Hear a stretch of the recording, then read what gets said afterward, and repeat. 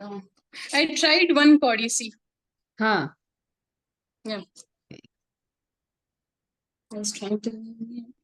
Very nice. Yeah, just now I've designed this also. I'll complete this and show you later I on. think हाँ तो उसमें ना Cardi का जो colour है Hmm. थोड़ा सा उसमें येलो होना चाहिए. Have you put More some? yellow, yellowish तो pattern. हाँ सो येलो ओकर का ना बहुत लाइट एक सिर्फ एक स्वॉश ऐसे साइड में Okay. होना चाहिए. So I just show you what I have done. Okay. Hi.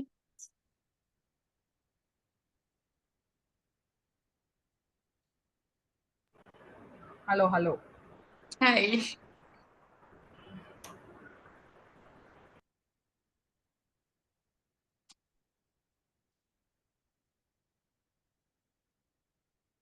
Yeah, so I want to show you this. I don't know if you can see this.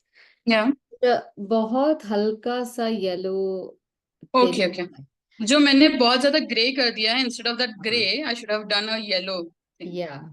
I think so. I forgot the last class, so I did it in gray instead of gray. I should have done it in yellow. Okay, I'll try that. Just we have to avoid gray because gray में ना वो जैसे black and white image कैसे होती है ना वैसे बन जाती है. Okay. But for white objects you should check कि उसमें एक undertone होगा.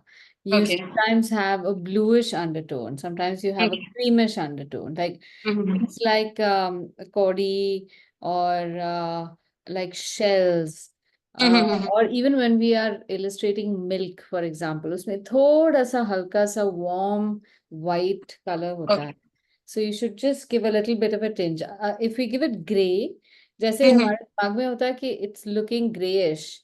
So if you put gray over there, then it starts looking like a black and white image of what we are trying to make. Okay, fine. I'll try that. But the shape is somewhat right, no? Shape The is shape, good. yeah. Even the color Only is the color. looking very Okay. nice. Yeah. I'll try that again. Yes. And these are this. I was trying to do a glass kind of a thing. Nice. Over that, this and this.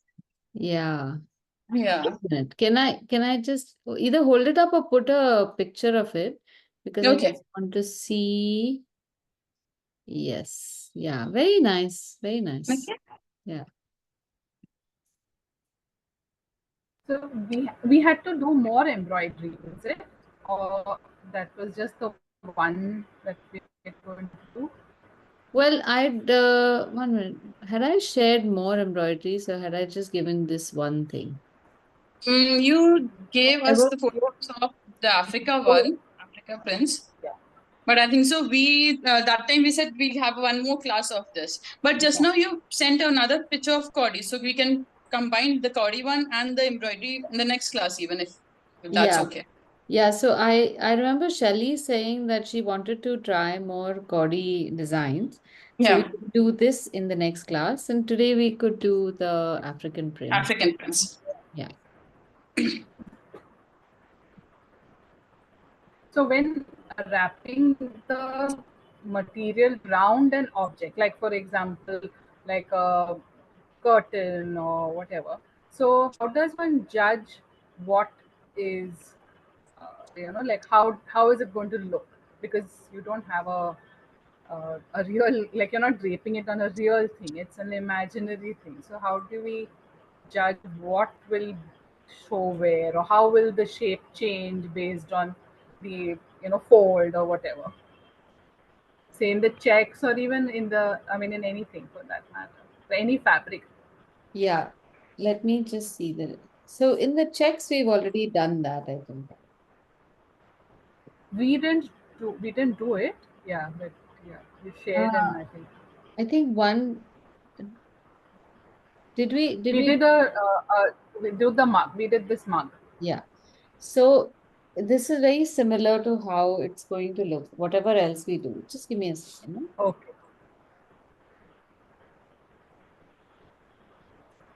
I need to get the wire out of the frame. Like I had in mind to do a lungi because checks are so, like it was draped. The checks are so common for a lungi, so I was thinking of. Yeah. I wasn't sure how I would get that. Okay, so I'll show you how this can be done. In all fabrics, there is a certain fall, right? So you would have some pleats, some folds, something like that. So first and foremost, it's important to just see how that works. So suppose let's start off with something as simple as maybe a skirt. So when employing this on a skirt, first the structure of the skirt must be understood. So you have a skirt draped over the hips coming down. So you get a little roundness here. And then depends on what we want to do in the front. You would have a different kind of a hem. Like if you have an A-line skirt, this is it. You just have a hem like this, and all the lines that you make, they would just follow the contour. Pretty much like that jar that we've made.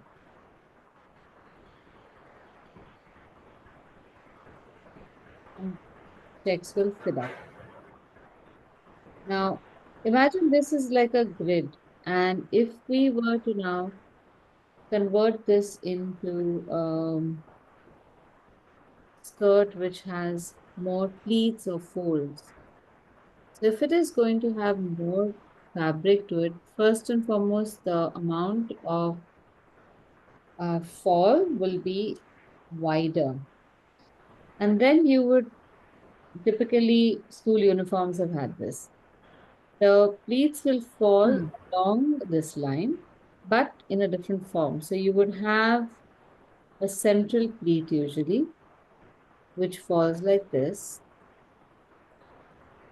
and may go all the way up to the waist. And it's a stitched pleat over here. Then you have to imagine how the back of the pleat would fall inside. And then it would come again outward for the second pleat. And then you would have the pleat fall like this. This is how they are stitched usually. So part of the fabric is just seen from the inside this gap. And then the same thing repeats. Now, in this case, there will be a little bit of a distortion of the design. You can start off with some like a parallel line coming in the center, but then part of the design goes inside. So if you have more lines coming, they are not going to radiate. The fabric pattern will not radiate because here, say the pleat is about 3 inches. When it flares up outside over here, it is much wider. It's flaring organically, though this is the pleat which is stitched because it needs to give room for everything else. Here, the fabric will just spread outward. So you see more of the design. Same thing will happen over here. Part of the design would get hidden inside and the rest would then come outward. Now here, why am I drawing these lines sideways and not upright? That's because this turn is like this turn. It goes around the body. And in this case, all this is the hidden part of the fabric. That's why we draw some designs here inside. Now, when I'm finishing the checks, they will jump. I'll draw these checks like this.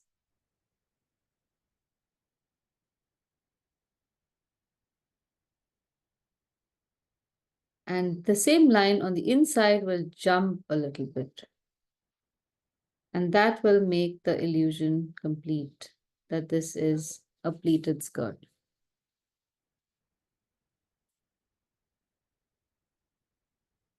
See? It could be the same in a cotton, I guess, or in a like curtain pleats would also fall similar, Yes, except that they would be straight right from top to bottom, mostly. yes, yes. Mostly they'll be straight, but there will be a few things like that that will happen. So now when we want to use, say, an embroidery pattern like that, maybe not so ornate, but mostly if we have something like a kurta or a kurti design, you will essentially say you're showing a person just standing by the next.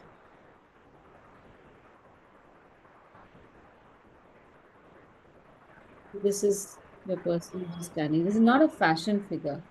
But a person is just standing or walking by, and you want to show that uh, they're wearing a particular kurta.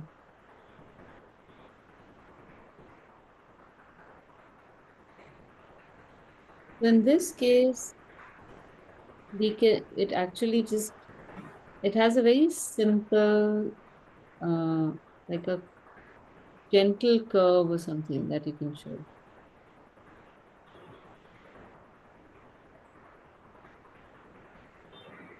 And as far as the rest, suppose we have some print over here, all of this will also follow the curve of the body. So say we have mirrors. It's almost flat, but not completely flat. So there's a little bit of a curve over here. If we want to show that it's going curving along her body, then that is the curve that we would show. If there's a print over here, say she's wearing like a bandhani dotted print, we won't make all the circles in a line. We will make them along the curve. And if there is some stitching or something over here, when the design comes all the way to the top, you can show some distortions, like some of these become closer than they should be, and the eye will catch it. All these will become in line, in a curved line, rather than just absolutely straight and straight. So it all depends on what you want to show. Maybe what we'll do is today we have these African prints to make now. We will make one of those prints and we will drape them on an outfit. Hi Aditi, sorry, Sneha. I Hi, joined a little late. Hi, hi. So tell me, we are still going to continue with the last time's print page, right? well, we were going to, but I'm thinking we can do that next week because I've just shared a picture today that Shali wanted to do. One with these Okay. what are they called? Cowries. So we can continue that next week. And today we Okay. can just do this fresh topic on African prints. Okay. All right. Um, can you send me a screenshot of what you just drew? Are we supposed to draw that? No, no, no, you don't. I was Okay. just explaining it. Okay. Okay. Great. Great. All right. Okay. All right. So the topic today I've chosen is these African prints because we come from a culture where we use a lot of printed fabric and we love color and we love all sorts of chatak patterns. So in a way, we can empathize with the prints that you will see today. But there's something very peculiar about these prints. I found out only when I was doing research for this. This topic was suggested by one of the students from the Saturday batch who happened to be in school with me when we studied in Lagos in Nigeria. So we reminisced about how lovely their prints were also. And we both regret that we didn't buy anything when we were over there. It's been about 40 years since I left. So I don't have any evidence, any garment that I made from those fabrics. primarily because at that time, I didn't even find those fabrics beautiful.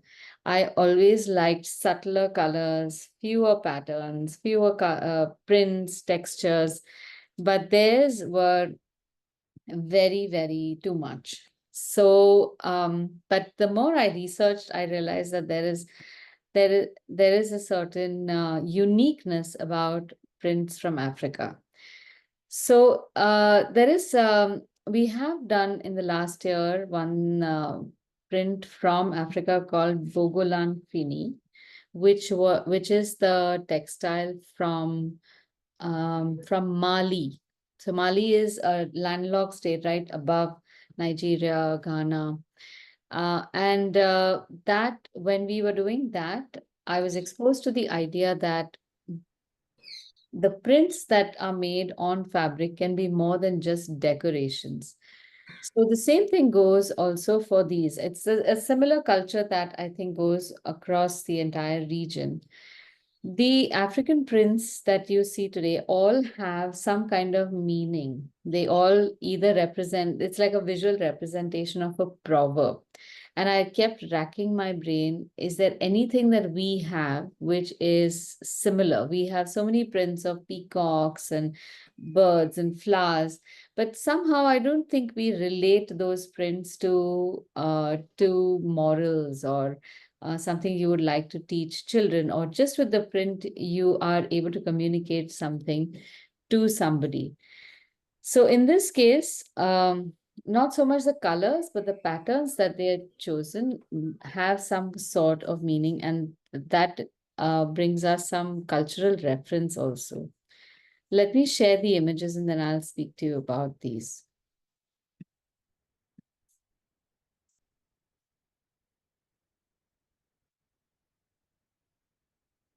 Some of these pictures, like this print, I'm not very certain what it is meant to be. Sorry, this is the one that I've sent right now. And this one also is pretty modern. But this print is called lettuce leaves. I don't know why. They don't look like lettuce. I would say they would look more like flowers, but there must have been some reason for this. This one, to the Indian eye, looks like peacock feathers. But the meaning of this is a blessing to whoever it is gifted to, or the one who is wearing it, to signify that they are showered with blessings.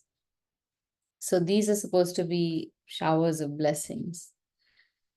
Then you have this print, which is meant to say, in all of these cases, there is usually some kind of muhavra. So this print is called sugarcane. And you see these bands of sugarcane alternating what looks like just maybe soil or something. It's meant to say that life doesn't always have to be sweet, isn't always sweet, but it's not always sour either. So when you have sweet, you feel grateful. When it is sour, don't be despondent because something sweet is coming around the corner.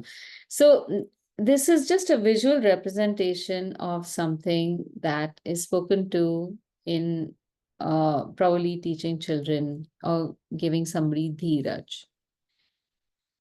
Then this one is very interesting also. Here we see a series of circles with one dark circle inside of each, surrounded by like a very geometric pattern of ever increasing ovals as they come outward. So this is called I think it's called the steady well or the still well, where the yellow part is considered to be the inside of a well. This dark portion, it represents a rock, which when thrown into the well, splashes out a little bit. And then as it sinks down, it throws up all these bubbles. So you see very tiny bubbles around the rock, and as the bubbles rise up, they start becoming bigger and bigger, and finally they vanish. And the purple part is the earth around it. And these little things, which are ovals and lines, are meant to be leaves that have just fallen from the tree around the well. Now, I don't know what the muhavra behind this one is. And this one, Visualization is so. sorry? The visualization is very interesting. Like, It is. how do they see what they're seeing in it? Correct. Now, this one, in some reference I found, and I thought it was really cute. I hope I've read it accurately, because after that one reading, I couldn't find that article again. This one is meant to be the angry wife. So one of these things is the angry wife who has turned away from her husband, and the husband is trying to manau her and turn her back to him. It makes sense because you see these shapes all turning away from each other. They're not facing each other. So this almost seems like a perpetual motion machine. I have seen these prints and these colors on people, and I found them quite fascinating. In a way, these are also like Zentangles. So yeah, so these are the different prints, and we can choose whichever ones we want. And then I'm going to show you how to recreate that on a garment. I know, I mean, it's a very simple one, but the circular one that you just passed through, at the combination, it's also very Indian looking, the brown and the yellow. I mean, if we could do that as well. Sorry, which one is this? Brown and yellow? Let me show you. Is it this one? No, yeah, no, keep going. This Yeah, one? this one. Yeah. It's very very simple, but it's very catchy as well. It is very nice. Yeah. So this one, excuse me, this one, why I want to avoid is because we have a light color coming on a dark color. Exactly. That's what, like, how do we? So this one, I can show you how we can do it in. It's very cut. It's very? It's very much like a Kutch block print. Correct. It's very like a hand block print. Yeah, we'll make one of these motifs so I can show you, because it's going to be a lot of negative painting, but I love it, so I can show you how to do that. Yeah. Because remember, we are working with a transparent, translucent medium. That's why I've tried to look for images where we don't have too much of negative painting. But anyway, we can always attempt it. I'm happy to do it. So to start, yeah. Sorry, no, go on. Okay, to start with, we need to divide our page into 4 equal squares. But by equal, I mean that very loosely. So start off with identifying the center of your page. And this is how I'm going to show you a trick, which is what I like to call field tricks. Not trips, TRIPS, TRICKS, field tricks.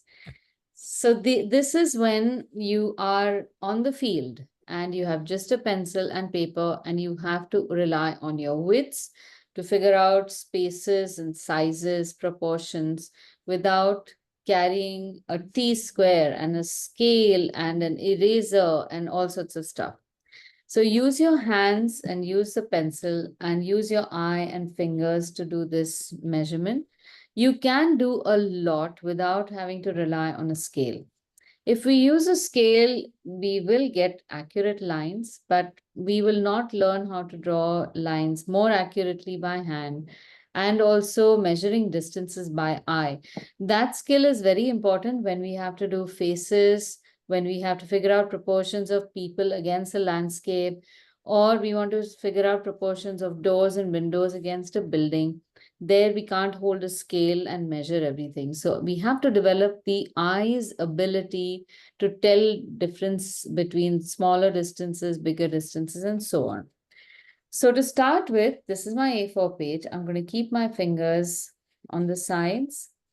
I know this is what I have to do. I have to leave a little bit of space on all sides. That is so that my picture is well framed, and even a page like this will always look good. So I'm going to measure from the center outward. Keep your hands in the same shape. So if you do this, this is very casual. One hand is big, one hand is small. Obviously, your center is not accurate. So keep the hands as natural and normal and identical as possible. And then just expand your thumbs and look at what angle the thumbs are making. Try to keep the same angle and you will get the more or less center of your page. Now let's test this out. I'm going to test it out for you guys.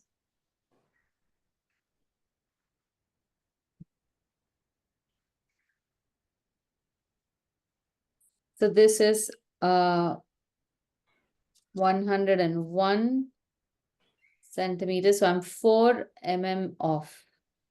And this will be 108. The distance over here should be 105, but 4 mm is just a visual distance, so that's fine. Now from here, I have to map a square on top and bottom going this way and then going this way. So keeping this the center, I can always check with my fingers and also with my pencil, have I got the center? I can easily test this and see that I haven't got the center, but never mind. I'm going to keep this point and this line as my bottom square.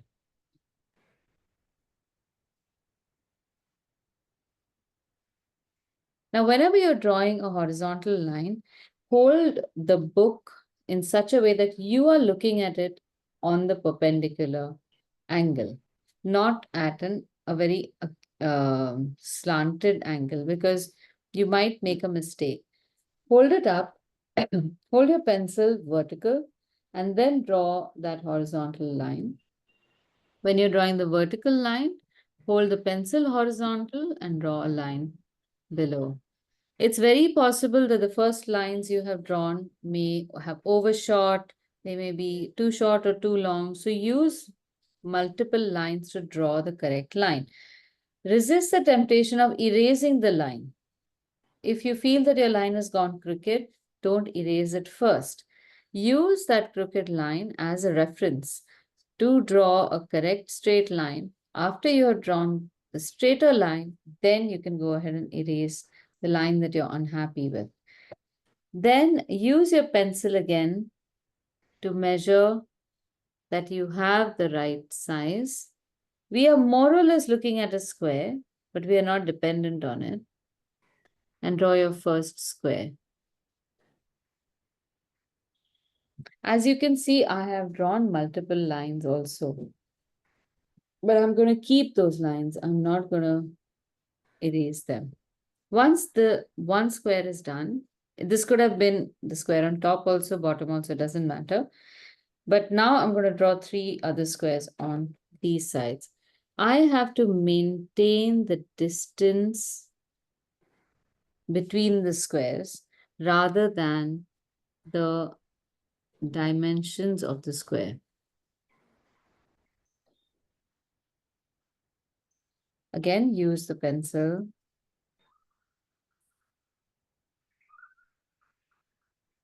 To mark.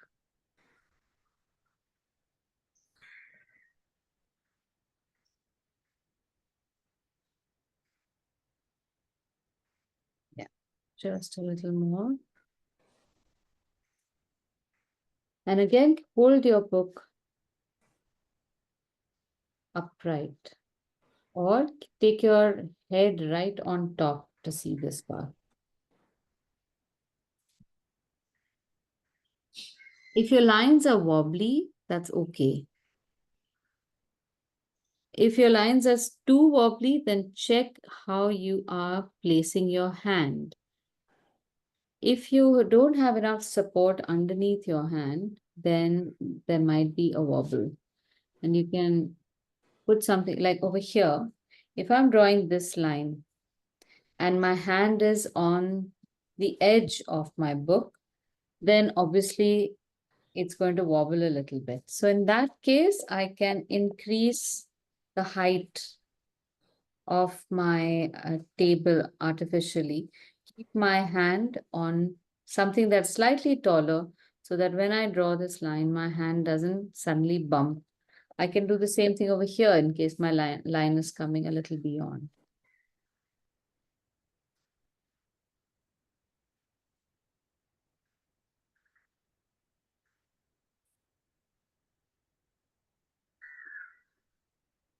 All right. The reason why I'm insisting on this is because I want you to start looking at your artwork as a piece that you want to practice, keeping everything well composed, lines are straight, things are distributed evenly, and you're in control of this. So let me show you something from the past.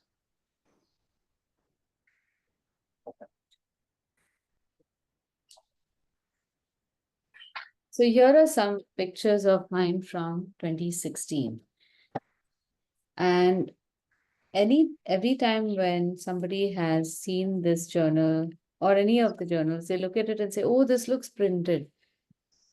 So the reason why this looks printed is because, okay, the lines are pretty good, no doubt about it, but it's not really accurate. And also, I don't know if you notice, I have made a mistake over here also. I made the roof a little too tall. Then I've covered it up with some clouds. But the garage doors are too narrow. No car is going to go through that garage. But I don't bother correcting that. If I were bothering correcting that, then your eye would go right there and it'll show you, okay, this is a mistake. So that's one thing. Secondly, when I'm making a picture like this is made without using a pencil also. I go on site, I'll start with one small section and then I start building it up. But in order to be able to decide where to start on this page, I have to go through an exercise like this every time.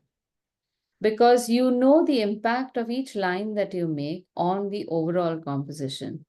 A year down the line, these are the lines I mean, you can take these and make 4 boxes, or you can take these and make a house. That's the difference. But each of those lines has a significance, and you have to learn to see that. That's why I'm insisting a little bit on being very neat and tidy. Secondly, also, again, I'm going to reiterate, please do not make your test sample colors over here. This page should look really beautiful. Do not make the title in the beginning. Please don't write over here African prints. We're not in school anymore. And I don't know why they make us do in school also. Make us write the title African prints and underline it, and then write the date over here as if you're writing an essay on African prints. We won't do that. The title should always come in the end, and the title usually is never written on the painting. We will write it in the back. Also, the date, we can write it beautifully over here, or we can write it in the back. All right. Now, the design that you have chosen over here, the one that the negative pattern, that's really beautiful. We'll make that and we'll make the well pattern first. So I want to just show you how to go about creating this. We are focusing on a repeat. A repeat is, okay, so a little bit of textile jargon. Each of these circles is called a motif. And when several motifs are put together so that they can be repeated and the pattern can be infinitely extended across a fabric, that is called a repeat or a tile. You can recognize a tile where you can see repetition of certain lines and forms. So in this case, one might think that this whole motif itself is being repeated. But you will notice that there are slight differences between the circles and the edges, and they don't look like they're repeated, which makes the pattern look a lot more organic.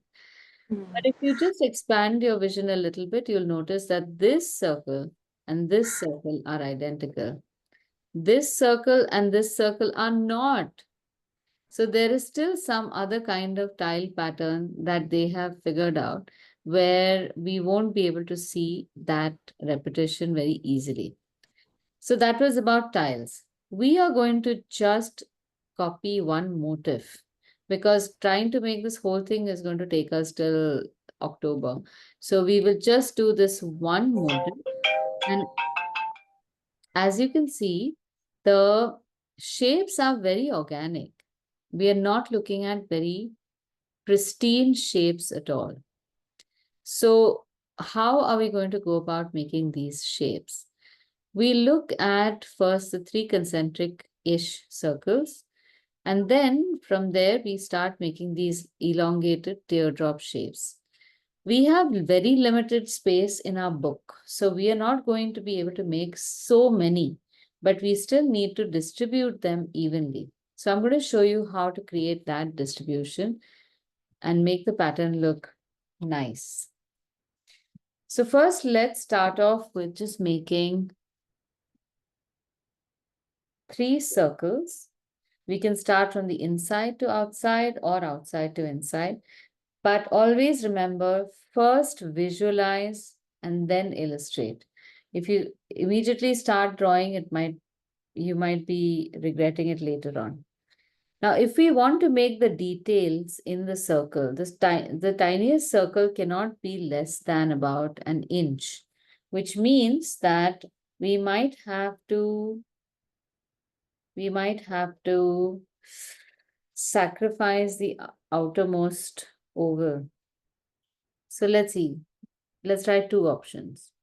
One is making the circle in the center pretty big,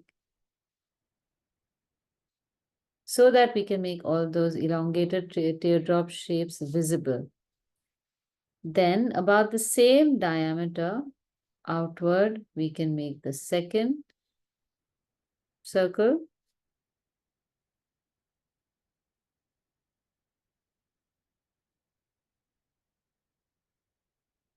When you're making this circle, remember your circle can be anyhow. We don't want really perfect lines all around.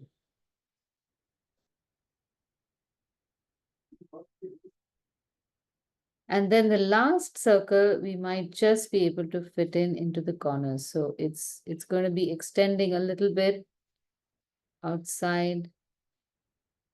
But this way we can get all our itty bitty little lines in. So we are going to have a brown circle with yellow lines, a red circle with pink lines, and a yellow circle with red lines on the outside. Now for those shapes, the shapes that we have to make, we will first paint these circles in the base color, and then we will make the line.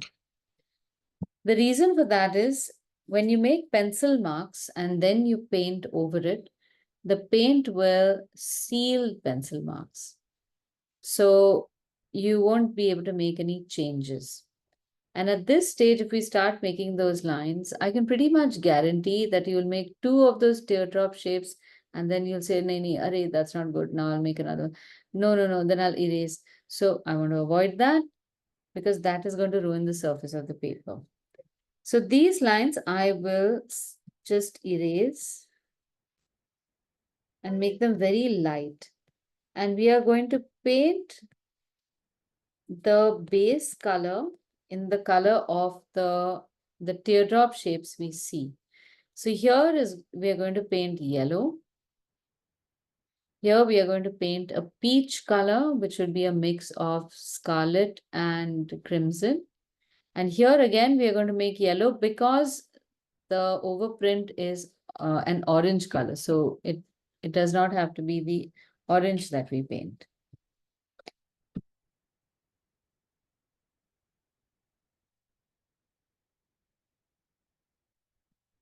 So for inside, I'm using gamboge. Middle color, I'm making a mix of crimson and scarlet, and outside again, gamboge. So I'm going to use this space to write the colors. We have gamboge, and you can write and paint as you go. Now, a little tip on painting this. We want to make it even, and it's a flat color. So hold your book slightly upright and spread your paint with gravity. So allow gravity to pull the paint towards the lower end of your brush stroke, and then just give it direction. Just show it where it needs to sit. And once you've painted the whole thing, you can flatten your book so that the color can spread and become even. We are going to cover this up. So even if it is a little uneven, don't worry about it. I've used a size 4 brush to paint this inner circle, and I'm going to use a fatter brush, maybe even a size 10, to paint the outer circle.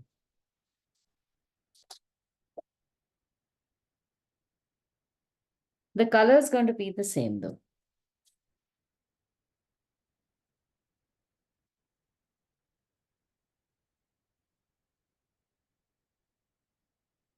Over here again, I'm holding my book at about 15 degrees. And I have made a whole lot of medium which is slightly wettish.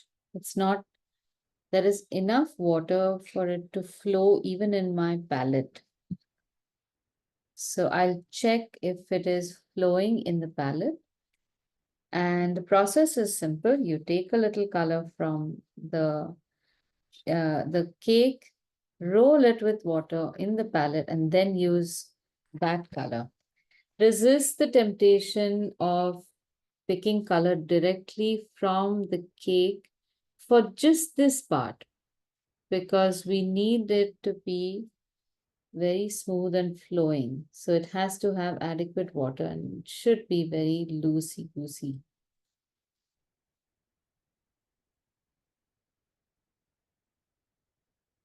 Typically, when you want to paint larger areas, it's a good idea to have tube colors handy.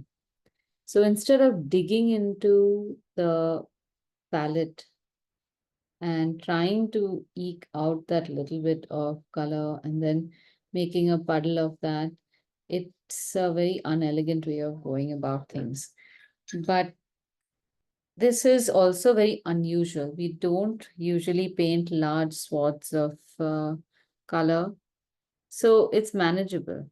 But at some point, if you do feel you want to paint larger motifs or larger objects, then do invest in a small box of tube colors, watercolors though.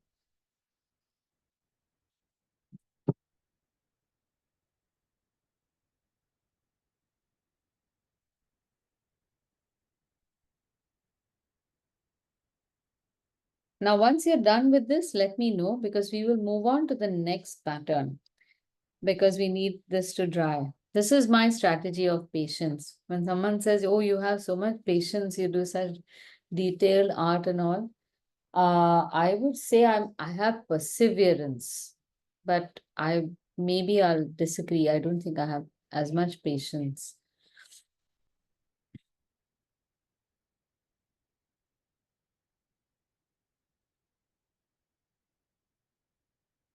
For the next one also, it's pretty simple. We can use the same color, and you can make a circle in the center of the next square and paint that whole circle in yellow. We will make the still well design. It's got gamboge in the center and pink on the periphery.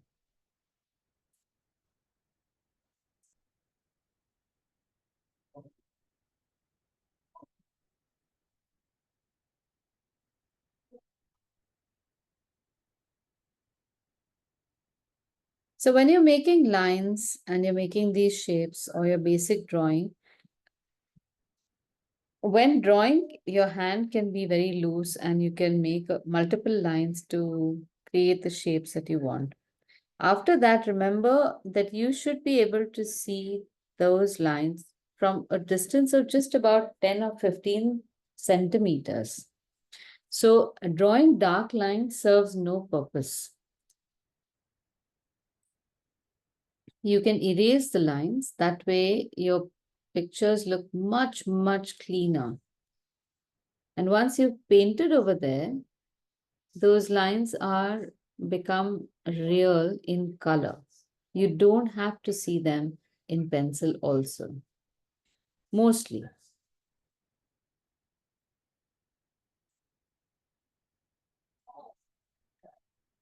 Here again, I am using the same technique of a wash.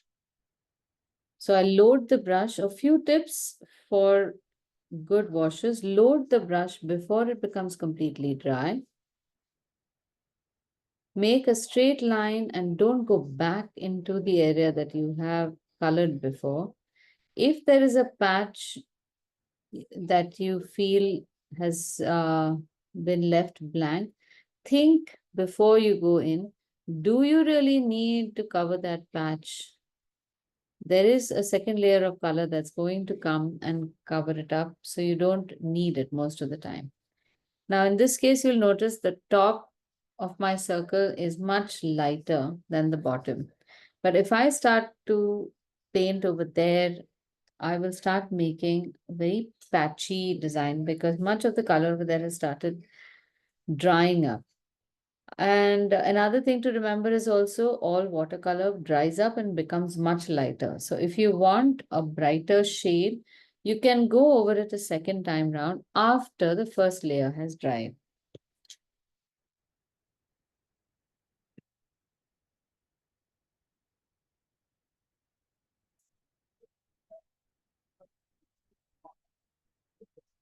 Okay, now for the color in between, for the first square, I will make a mixture of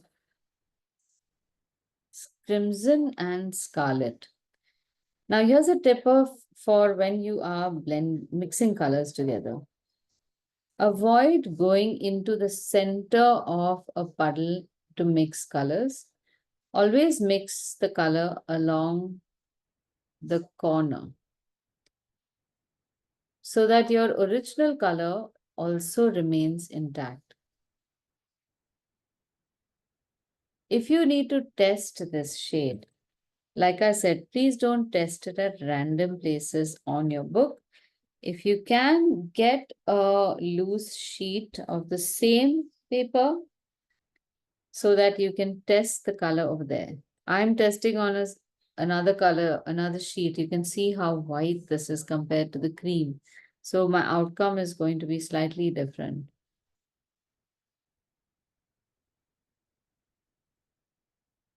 If you want a light peach color, the way we want, we just need to make this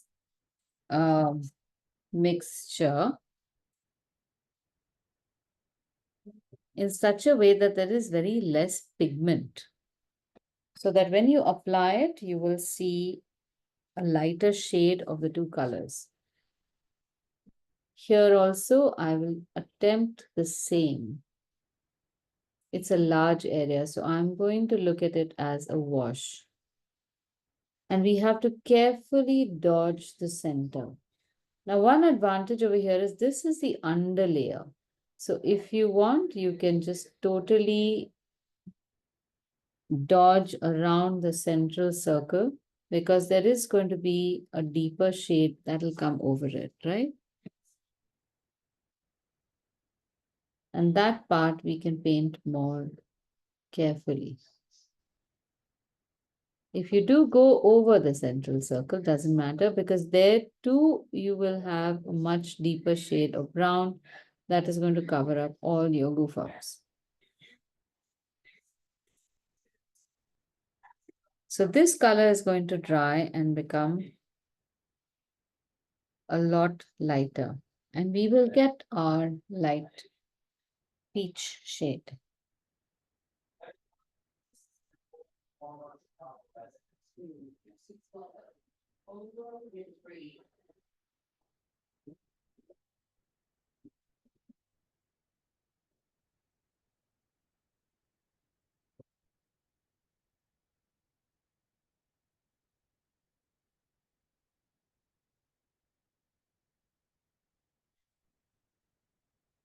Now, when you're writing the colors over here also, avoid writing in your regular handwriting. So don't just scribble. Make an effort to write it with a little more flair. So I'm writing all caps. This is gamboge. I'm writing the letters narrow and in such a way that I don't go beyond a certain 1 centimeter or 1.5 centimeter of the edge. If you feel you are coming right to the end, then just stop the word. You will know what the word is. The letters also start about 6 mm away from the box. So if I write scarlet plus crims, I know what this is. This is like code for us. And that's good enough. Crims is not going to be anything other than crimson.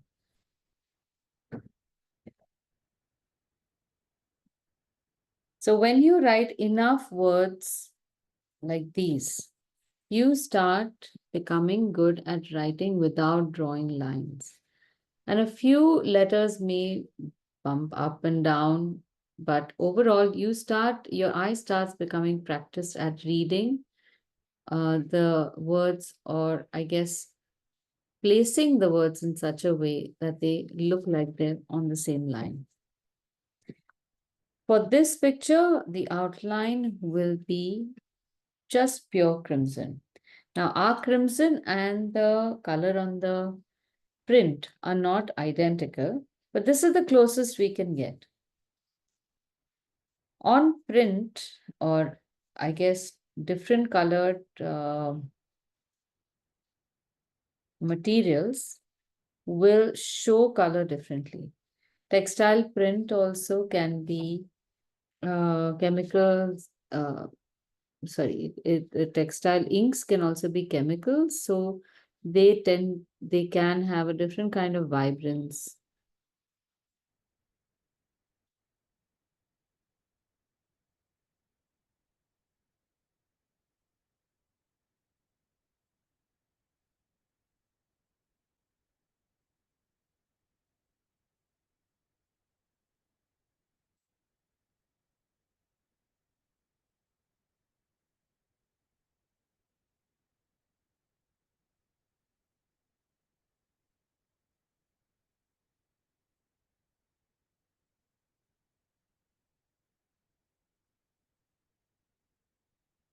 So when painting a shape like this, remember to always be able to see the edge from the outside.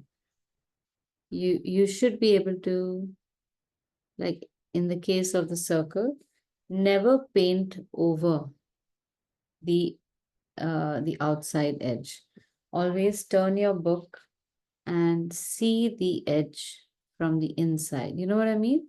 By inside, I mean this is the section that I'm painting.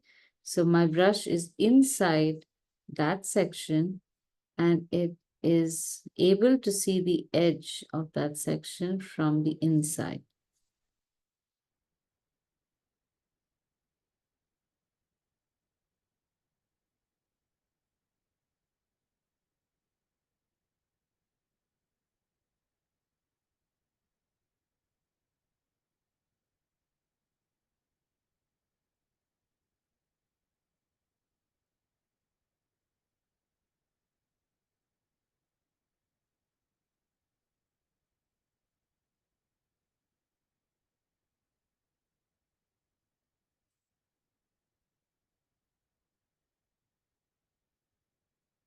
Now, if you want your crimson to be more vibrant, paint a second layer on it.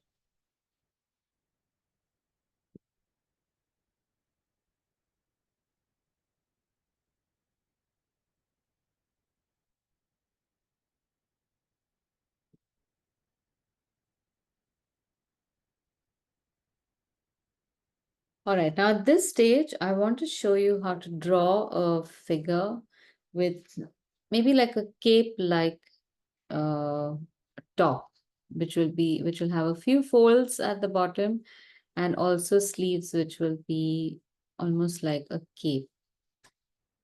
So usually everyone is very intimidated with drawing human figures. I want to break it down for you a little bit. So while our color dries, I'll give you a quick 101 on human figures. So just observe right now. You don't have to draw. The way to understand human figures is literally to see them as stick figures. So we have a regular stick figure, but in this, we won't draw our legs right from the tailbone. We are going to add shoulders and hips. And from the end of the hips, we will draw legs coming down. And from the shoulders, you draw the arms coming down. This is pretty much enough when you have to draw a garment on top of it. Now, of course, we know that we have the neck and shoulders and all of that. So if I want to draw this outfit that I'm drawing right now, I'm going to make a neckline like this, draw sleeves on the top, which will dangle a little bit to the sides. And then I will draw the base and then if I want to draw something below this, maybe I want to draw some pants. I can draw the waistband. And then from there, just draw really thin pencil pants. And give this lady triangular feet like she is standing on heels. This is good enough. The hands can also just be little triangles moving into big triangles, or the other way around usually is enough. Triangles into triangles. So where it matters is in your line quality. So I can draw the same thing in the most hideous proportions also, and it'll look fine. And I can change this around a little bit and make the person stand very lankily with very short legs. And let's see how that can also look good. So she is standing sideways. She's got a small head.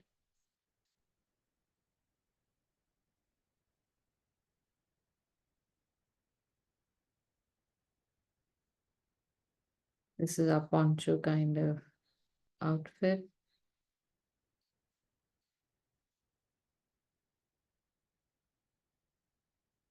Same triangle going into triangle. And then we can have pencil thin legs.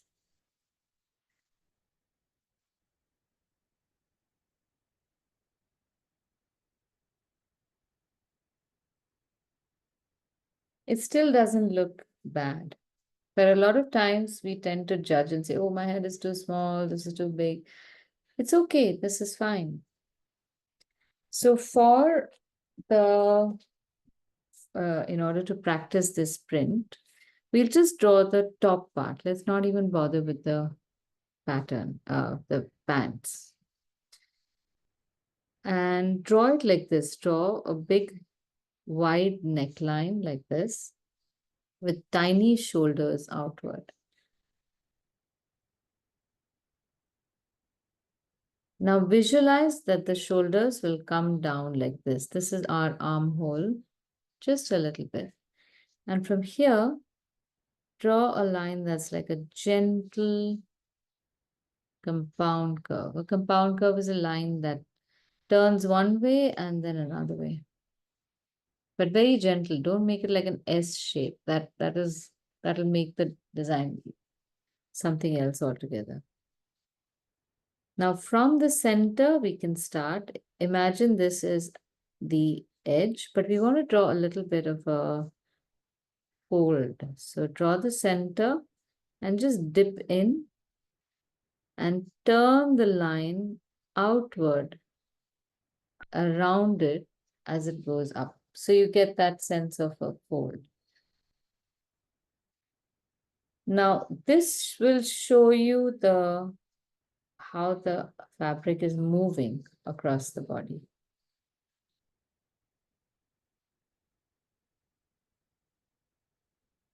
Here as well. Rounded shoulders.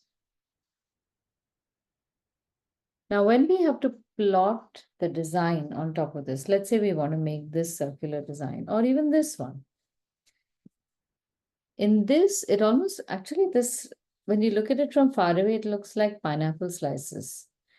So here, the motifs are not one above the other. They're all in one line horizontally, and then they are spaced out differently.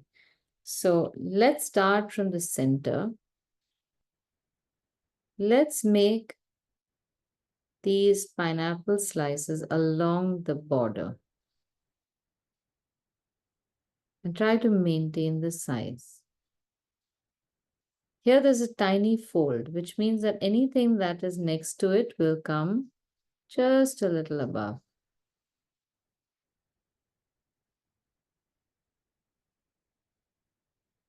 Now the next part of the pattern is placing these offset a little bit, but they're the same size, mind you. The size does not change, which means that in our garment, there's probably going to be the same design spreading outward over here.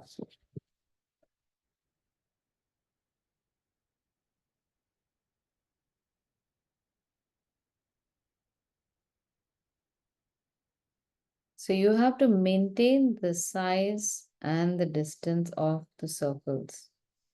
Mine has already started converging.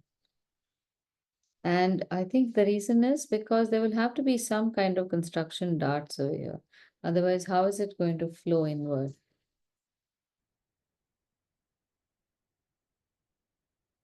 So here now, I am going to show half or a small.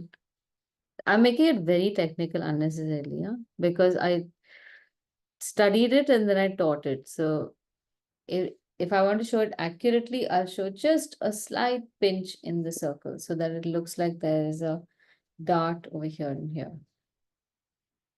Now for the sleeves, often in garment design, you will notice that a pattern always continues from the shoulder as it were on the bodice. So we also continue the same thing.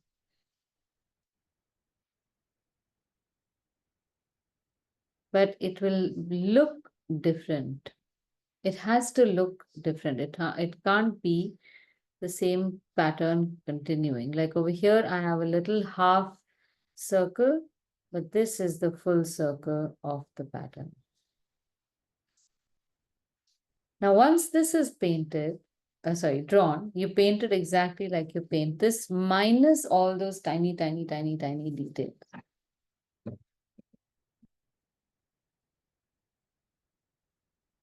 So I'll make a big yellow circle and a small yellow circle. I might even not make that small yellow circle. I might directly make it a brown circle. But let's see. And this part I'm painting very casually.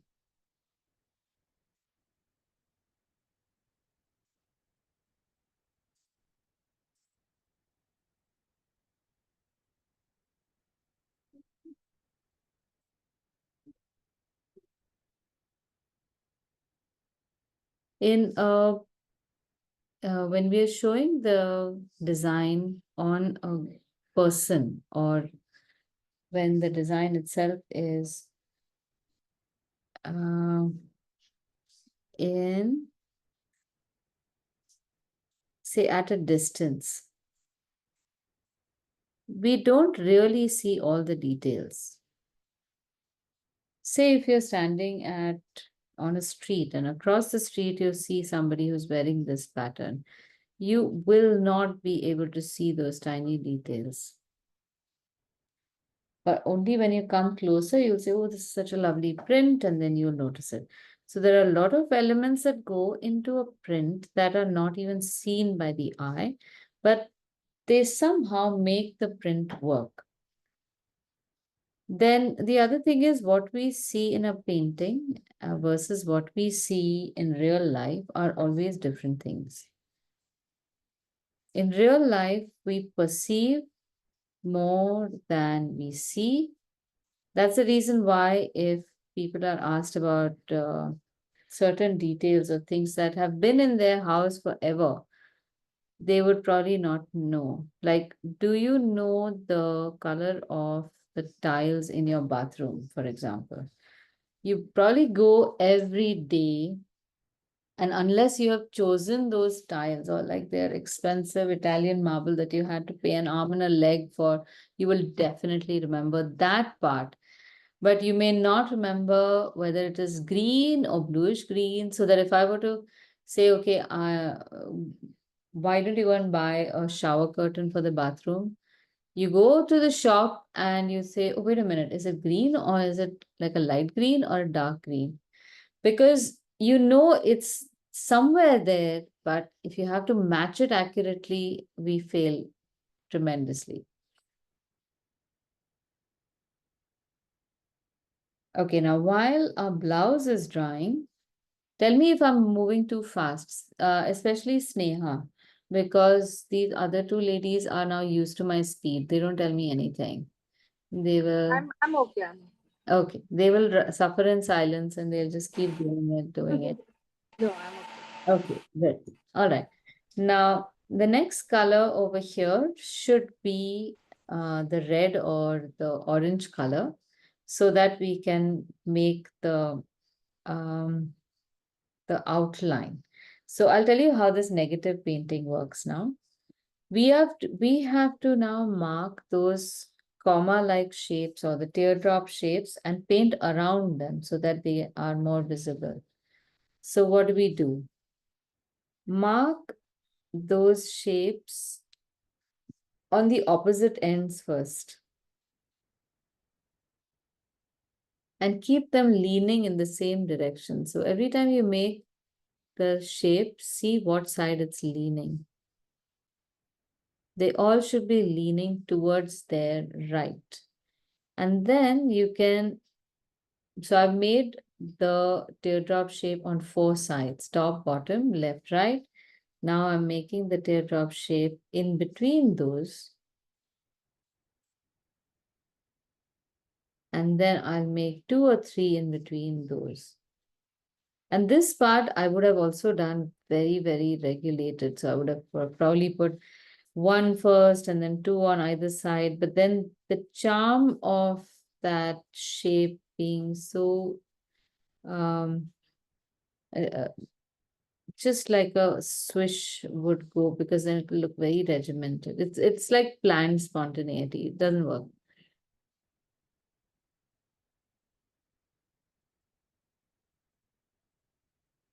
The reason I'm making this first is because in case I goof up anywhere over here, I can come back into it with the deep brown color, which would be burnt umber. Now we can make the same pattern over here also, and I would encourage you to make an inner circle to give you at least some point of reference to get the circles all the teardrop shapes ending at the same point to make a nice negative circle in the center. Now at this stage, suppose you make certain lines and you're unhappy with, you can erase because the watercolor will not have gone over the pencils and it will still keep them available for you to dust over. Just don't do too much of it because you will pick up the watercolor also.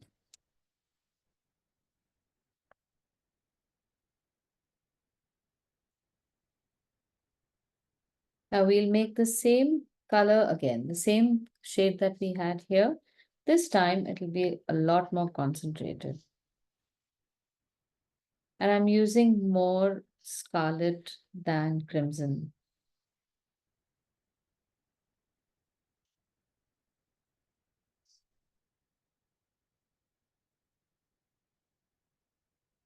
Now here the strategy is to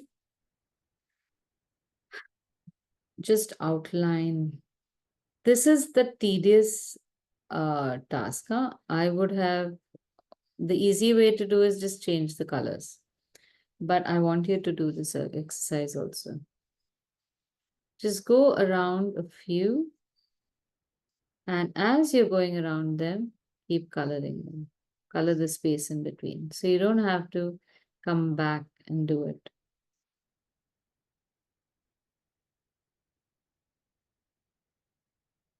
And keep moving steadily in one direction. From the outside, keep making the outside of the circle. And keep rotating your book.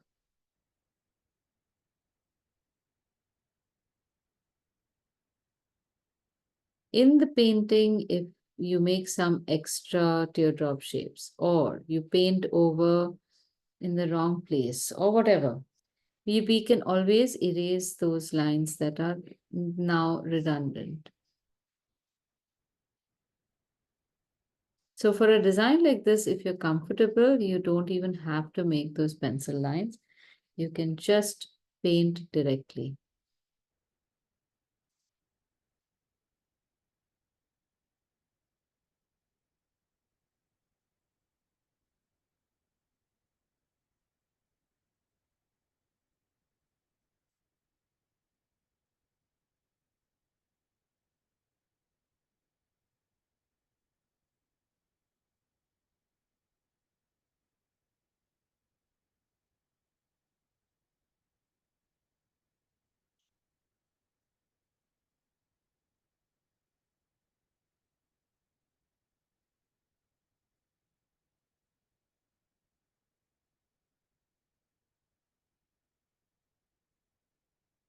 This in itself is a wonderful exercise to practice drawing with paint, negative painting.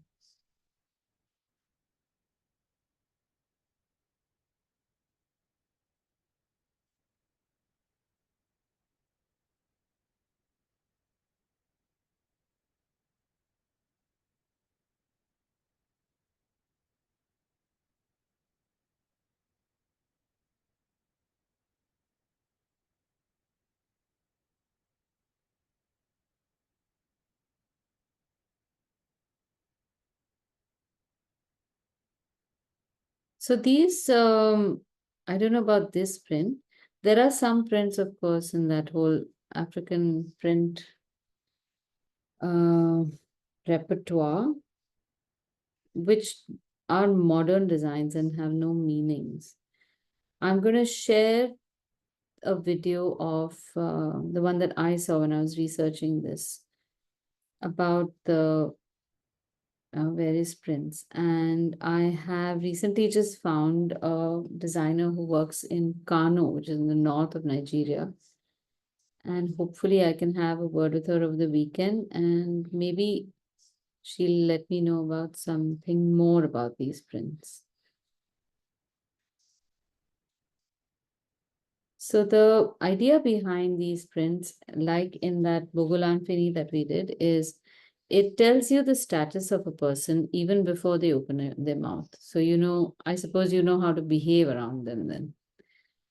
Like, for example, in Nigeria, there is a title called Alaja and Alaji.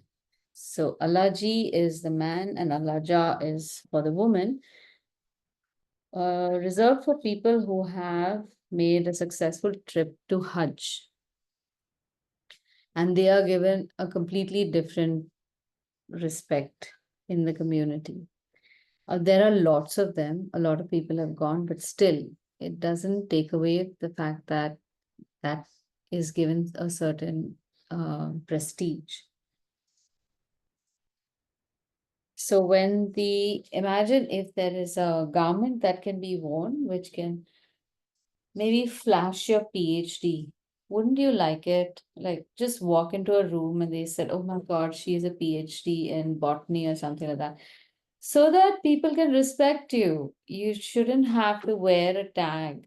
Or I guess this is how they wore a tag before tags were tags.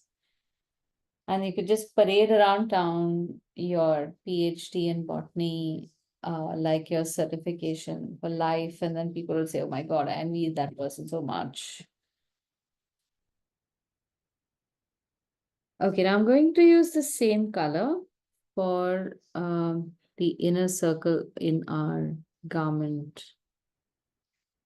Now, every time you make the circle, remember that depending upon the orientation of, the fabric, like over here, it's turning around. So my circles are going to become slightly ovular. And this color that I'm making is meant to represent the final outside color, right? Not the pink that we made before. I am not going to be able to make those fine teardrop shapes within this.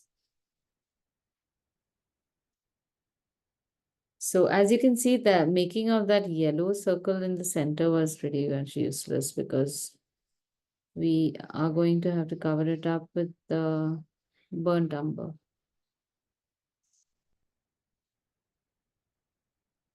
Still, my hand hesitates.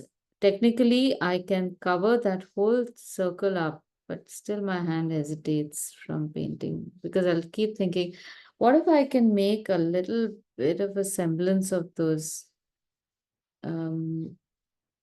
teardrop shapes right in the center? Maybe I should not color it up completely.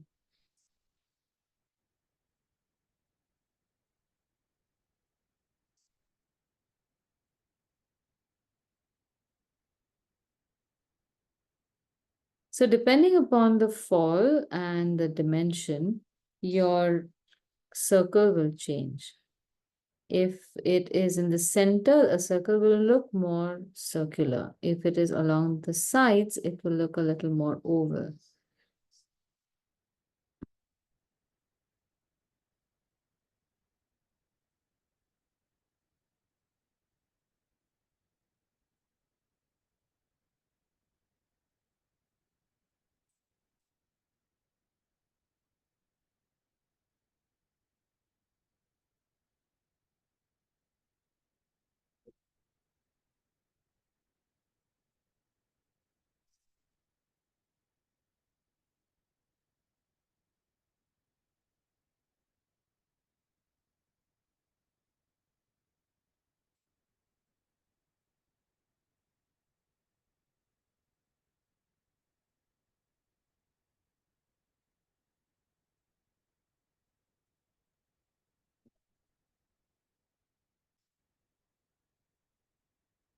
Okay.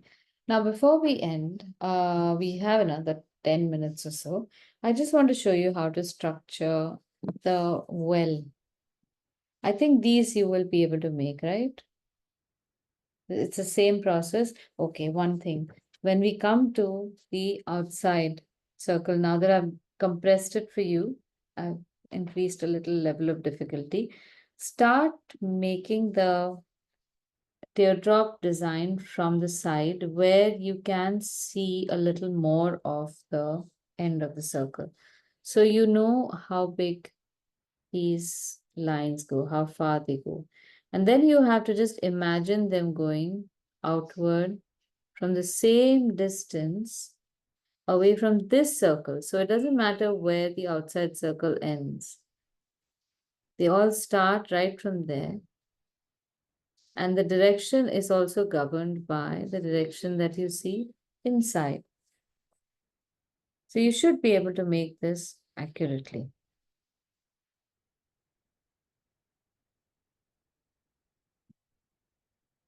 Now for the well design, we can improvise. Because we are making it by hand and we're making it so small, we may not be able to make all those 8 or 9 different rows that of bubbles outward. So again, look from the top and find the center and make a circle in the center. And then again, start making those patterns from the center outward. So we leave a little gap and mark these points, which are the cardinal directions. And that is where our dots will begin. And then also makes, so it's like making these dots around the original circle. First 4, then 8, and then 16, and then the spaces in between if you have space. So you just make these dots, and using cobalt blue, we can make ovals. So I'll just show this to you in case you want to do it later. You can just watch the recording. I have a nice thick cobalt blue pigment.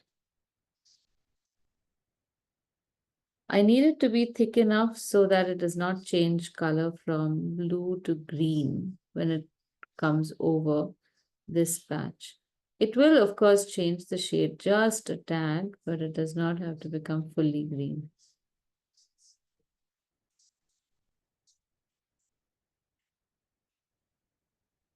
Now, I will start making those oval shapes, very tiny oval shapes, from in the same way that I made those dots.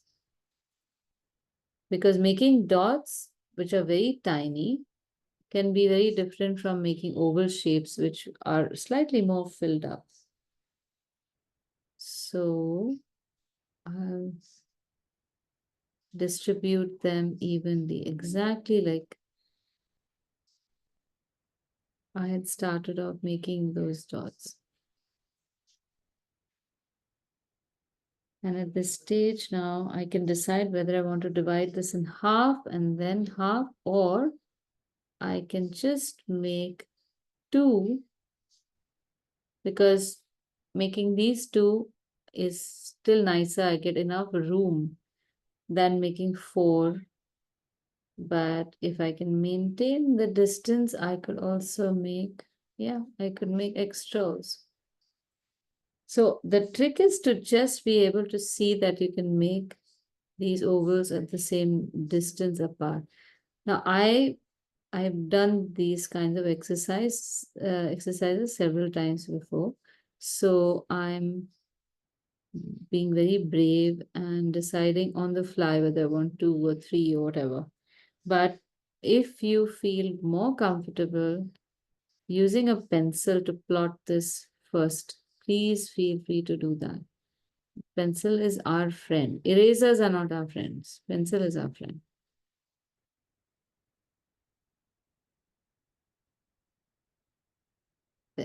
After the first one is done, then just ensure that you have made it in a circle, more or less. Then the next one is just a progressively larger oval.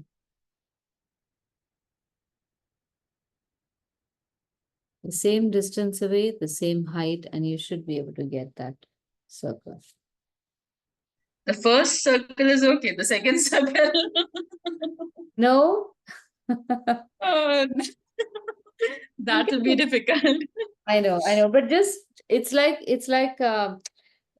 the batsman of the Indian team. Don't look at how many runs are going to make us win. You just have the next dot to make. Don't think of the whole circle. The next dot has to be at exactly the same distance, the same height, and you keep doing that, you will get your circle. We start thinking about the circle, and before you know it, our circle has gone and become some kind of triangular oval thing. Okay. So yeah, let me just finish this. We still have another 5 minutes at least.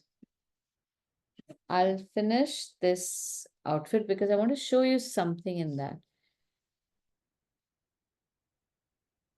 So in an outfit like this, after we color in the burnt umber, how do we still make it look like it is three-dimensional? This is something that you will encounter quite frequently. So when I paint the outfit, I will paint it in the structure that I have seen it. So I'll paint the sleeve individually, and I will paint the bodice individually. If there's a collar or a bow or something, I will never paint it flat.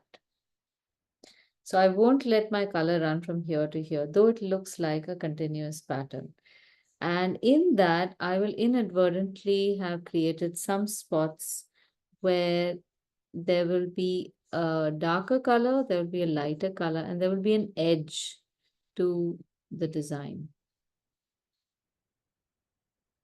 And that edge will again be perceived as the edge of the garment itself. So I have found that it's much nicer anyway to break up the painting of your of garments so that you can do a good job of it. So then you might as well break it up in the sections that the garment has been stitched in.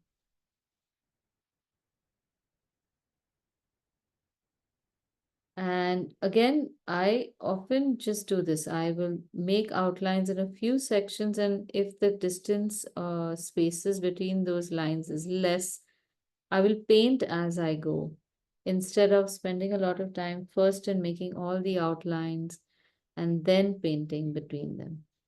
Simply because the moment you make an outline and it dries, it becomes like a wall there.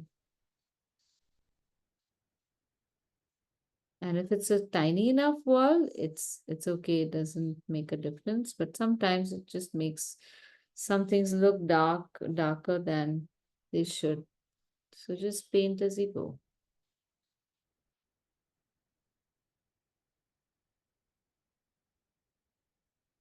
After you have painted it, we still need to give it some dimension.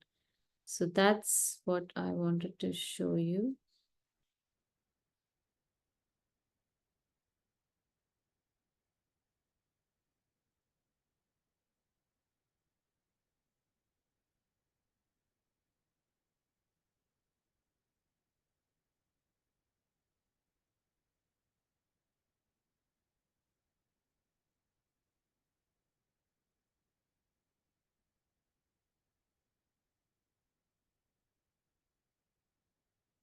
So these dark sections, here the shapes of your ovals or circles make a difference in how we see the garment.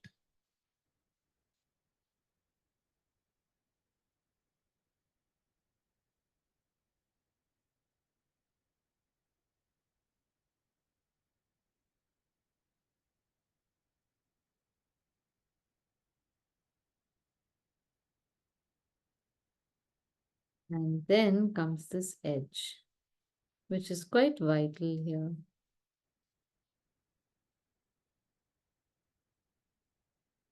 To give us the illusion again of, oh, I shouldn't have colored that part.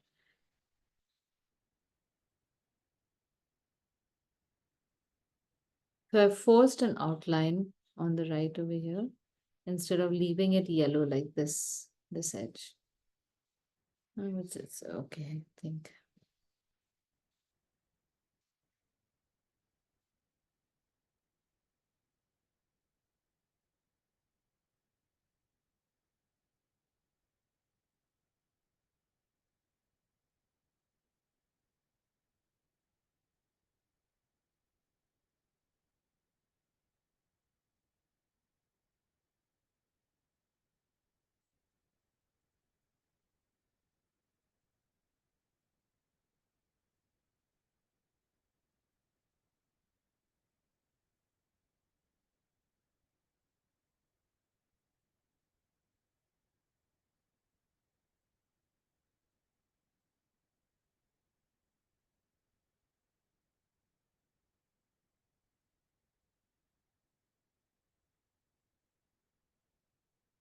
Okay, see here, I'm not going to paint right to the end.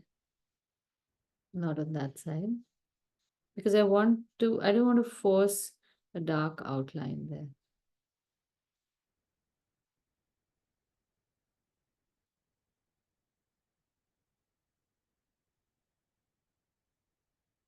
Right.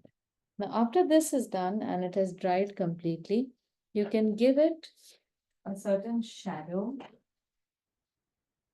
either using paint or ink or even color pencil. So there usually is a shadow at this point where you have the sleeve. So just make a very light blue line. So it's just very subtly there. You see the shadow. You can use this also to maybe darken or give it like a shaded look. See over here also. If there are things like certain dots or stitches or something, you can also create a little shape here. And you can give some subtle shadows, not all over. Don't make an outline out of it, but just a few things like maybe the little fold over here. And that will make it look three-dimensional.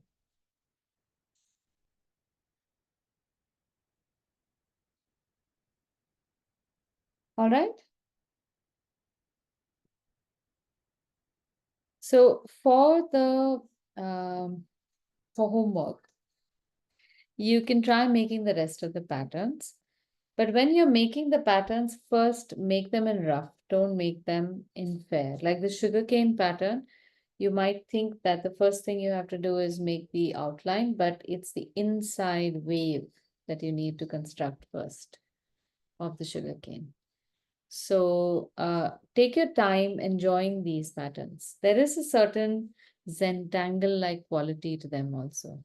You should be able to enjoy it. So you're saying in the sugarcane, the yellow would come first. in painting, yes, the yellow would come first, but within the yellow also, you'll see the up and there, down. yeah, so there's like an internal wave, and then that wave itself, like if this is the up and down, then there's a skin that goes around it. And then there are lines that come in between. So study the pattern well before you construct it. So if you want to look for more of these fabrics, these are called Ankara fabrics.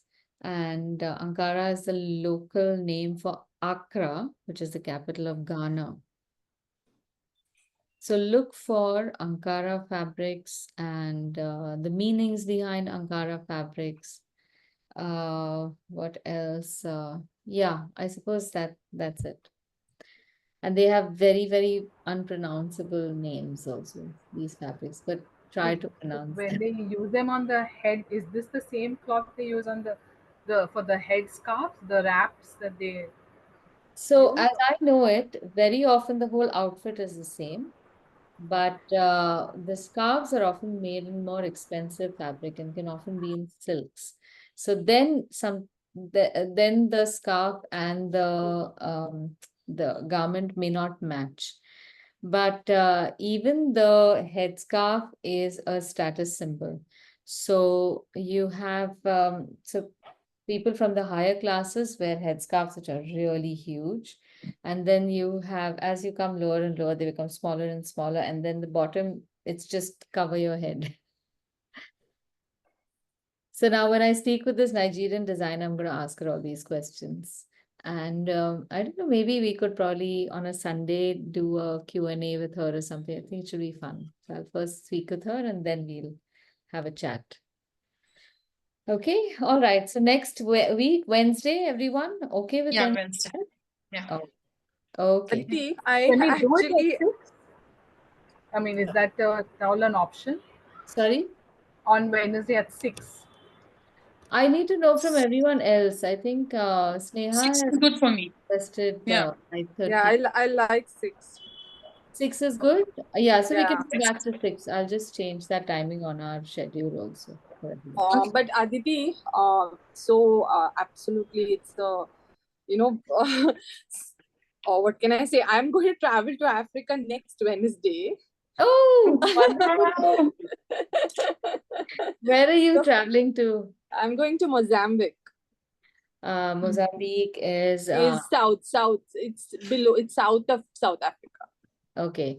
I'm Great. going there for a conference. Though I mean, I'm still hoping that I'll be able to go with the Mpox thing coming up and stuff. Okay. But I won't be there for 2 Wednesdays. I will make up for the sessions through the recordings. Not a problem. So I really hope, I'm really hoping that I could actually finish this there. Yeah. In Yeah. fact, there now you can look at a local market, find somebody and get some information Yes, about their yes, fabrics. I yes, think theirs would be very yes. different. But Sneha, remember to make a video of this. Don't Definitely, ask definitely. questions. Yes, I yes, think that'd be great. Oh, how yes. exciting. Lovely. Yeah, absolutely. All right. ठीक है. Okay. And will you send the completed thing when you get done with it? Yes, I'm The going to group? try to complete Yeah, at sure. least these 2 patterns. I Yeah. don't know if I can do the rest, but I'll share the No. rest by, I think. Even if you can just show the pencil version of the pattern of the rest too, All right. that would be That's helpful. fair. Okay. All right, perfect. All right, thank you so much. Okay. Okay. Bye, everyone. Bye. Bye.